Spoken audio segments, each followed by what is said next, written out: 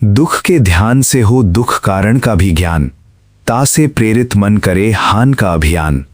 दुख की प्रतीति संग निखिल विकार, बुद्धि पूर्वक टारे सर्व दुख परिहार।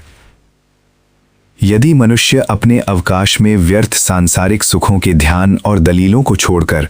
आ पड़ने वाले दुखों का ध्यान करता है, तो उसे उस दुख में मन स्थिर करके उस दुख का ध्यान या अध्ययन करने पर उस दुख का सही सही ध्यान होगा कि ये दुख का क्या स्वरूप है और इसके साथ साथ इस दुख को उत्पन्न या रचना करने वाला कारण कौन है।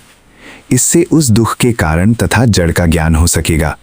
जैसे कोई मनुष्य नशे में पड़ जाए, अर्थात उसे नशा पीने या खाने की आदत पड़ जाए, तो जब कभी वो नशा या तो किसी रोगवश या अन्य कारण से बरता न जा सके, किया न जा सके, तो उस प्राणी को उसके वियोग का दुख अवश्य प्रतीत होगा। वो उसी की ओर लपके रहने वाले मन से परेशान रहेगा।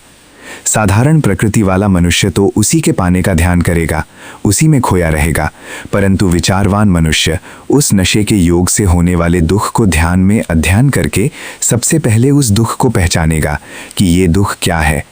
नशे बिना मन का ना लगना, उसके बिना मन का कष्ट महसूस करना, उसके बिना मन की प्रसन्नता ना होना, उस प्रसन्नता बिना किसी से उचित व्यवहार भी न कर सकता, बाहर मिथ्या जीवन की प्रेरणा होना, आदि आदि सब ध्यान में इसके दुख और उसके साथियों अर्थात दुख के संग रहने वालों का ज्ञान भी होगा। और ये भी ज्ञान होगा कि ऐसे मनुष्य का समय भी नहीं कटता यदि उसके आदत वाली वस्तु का संग या सुख प्राप्त ना हो, परंतु उस वस्तु का संग तो भयंकर दुख का कारण बनता है। ऐसी अवस्था में विचार रहित तथा असंयमी मन न इधर का रहे और न उधर दूसरी ओर का ही। उस आदत वाली वस्तु या उसके संग की दास्ता इतनी बढ़ जाती है कि चारों ओर सब जीवों से भरा हुआ यही जीवन का सागर परमात्मा या उसकी सृष्टि की ओर मन झांकता तक भी नहीं, जिसमें कि बालपन से जीव सुखी होता हुआ पला है। यही अज्ञान का पर्दा है।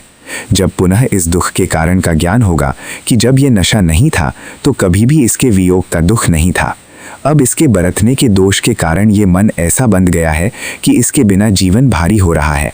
यदि ये न होता तो इस दुख को देखते हुए पहले सुख ही सुख था। इसलिए अभी मैं किसी दूसरे मनुष्य को जो इस नशे को छोड़कर सुखी हुआ है, उस मनुष्य के निदर्शन अर्थात मिसाल से प्रेरित होकर उसे छोड़ दूं, तो इसी के समान मैं भी फिर सुखी हो जाऊंगा। इस प्रकार दुख के कारण का ज्ञान होने से उसे कारण सहित दुख को मिटाने की प्रेरणा वाला मन भी तैयार हो जाएगा और उस दुख के कारण की हानि करने के लिए आगे प्रयत्न या उद्योग भी करेगा।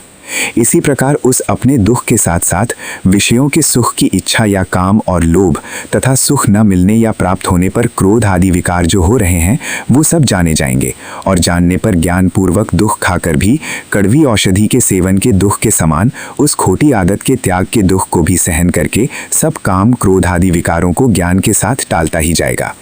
और उनके टालते टालते एक दिन उस नशे की आदत से मुक्ति के समान सब संसार की तृष्णा के दुखों से मुक्ति भी पा जाएगा।